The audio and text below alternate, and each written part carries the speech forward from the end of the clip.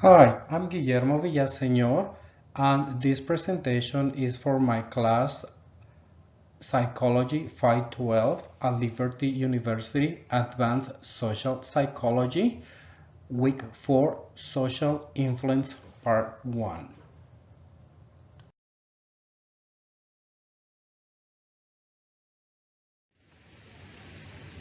We all have varying perceptions and emotions we attach to certain people, objects, and issues. This is inherent to who we are. In most cases, the perceptions and emotions we attach to the objects, people, or issues are not made deliberately, meaning that we do not decide to have them. They help us to understand who and the people around us are. These perceptions and emotions are what we call attitudes.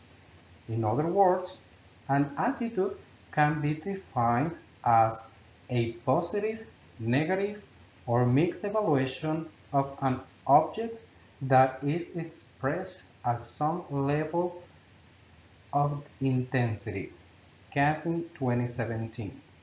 The following slides will develop into what exactly attitude means, what influences it, and how it shapes who we are. Formation. Every one of us forms evaluations of people, objects, places, and issues that we are faced with in our everyday lives. We find ourselves forming positive attitudes to some things but not to others.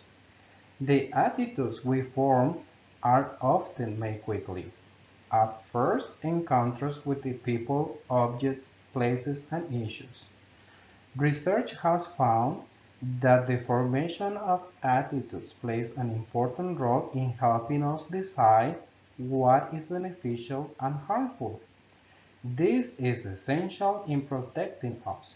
However, there is a downside to quick formation of attitudes, in that it makes us have biases towards certain objects and likely be resistant to change.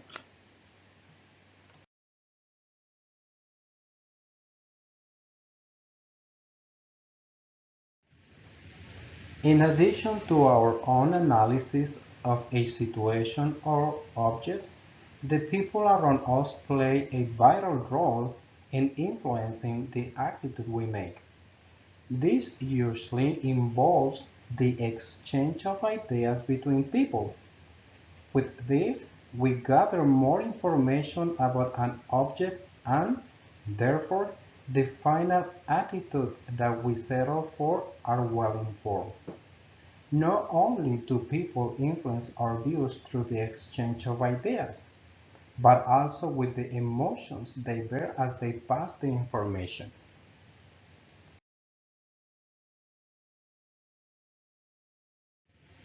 Emotions. As stated on the previous slide, the emotions that people evoke when passing information plays an important role to the attitudes we form towards issues. For instance, the attitude that one bears when receiving news on the performance of a team at a past match may be influenced to some extent by the emotions the messenger portrays while relaying the information. This presents attitudes as a temporary assessments of a situation or object that are formed with regards to stored information that presents the present situation or object, or the information that is observable in the present.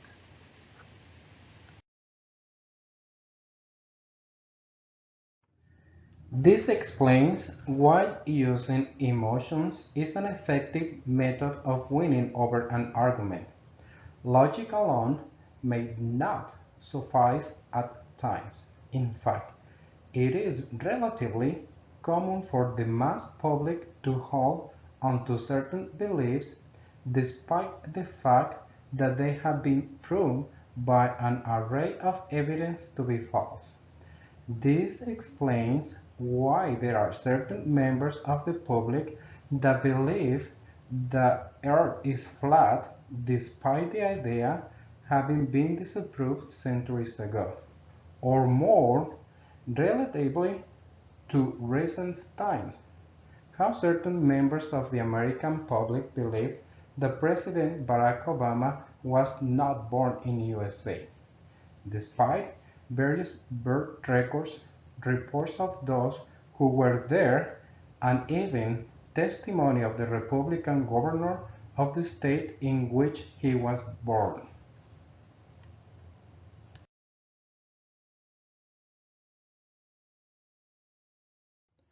Emotions and persuasion.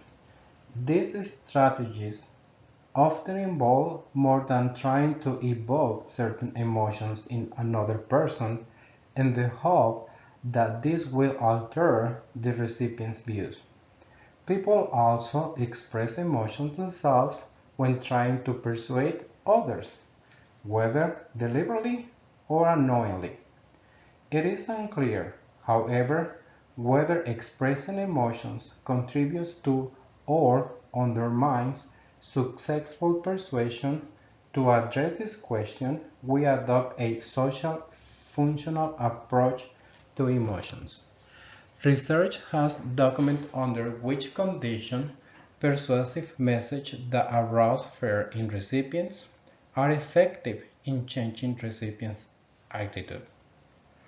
Other work has demonstrated that persuasive messages are more effective when the framing of the message matches the emotional state of the recipient.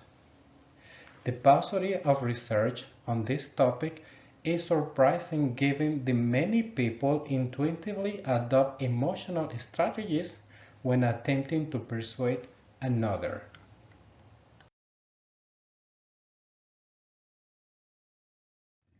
Self-identity. Attitudes are important tools of revealing who we are. This is because they are inherent to people. People vary in the speed they form attitudes and also in the intensity with which they hold attitudes. By this, I mean some people have strong likes and dislikes towards certain entities, while some people don't. Studies have shown that people who rank themselves high or low regarding how they evaluate situations are inherently judgmental and very opinionated, while people who portray restraint in their evaluations are more guarded and self-controlled. Moreover, based on one's tendency to have their opinions influenced by others, at what rate it is relatively easy to learn a lot about a person. For instance, people who are easily influenced by others are likely to be gullible. Moreover, people who are more likely to be influenced by others based on the emotions that are exuded in the passing of a message instead of logic behind an argument are more likely to be empathetic. Those who are not are usually indifferent.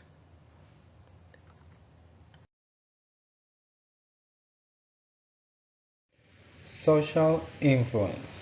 Research have studied this premise from many perspectives, involving different levels of analysis, mechanisms, and domains. Research have examined impersonal influence of mass media and elites, as well as a persuasion more generally, or having take approach focus more on social dynamics and relationships between individuals. Our attitudes and behaviors can be powerful and often unwillingly shaped by people around us. At a more abstract level, research has examined the role of social identity in attitudes, judgments, and behaviors.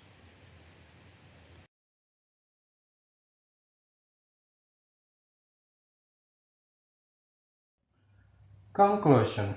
From this, we learn that attitudes are positive or negative evaluations that we attach to an entity at a certain level of intensity. They form relatively quickly amongst most people, usually at first encounter with an entity. They are important for our own protection since they help us judge what is beneficial and what is harmful. Furthermore, people's emotions while relaying their views or passing information have been found to be very influential in shaping our attitudes. Finally, we can learn a lot about ourselves from the attitudes we bear and how strongly we hold them. This counts for how and why people are so different.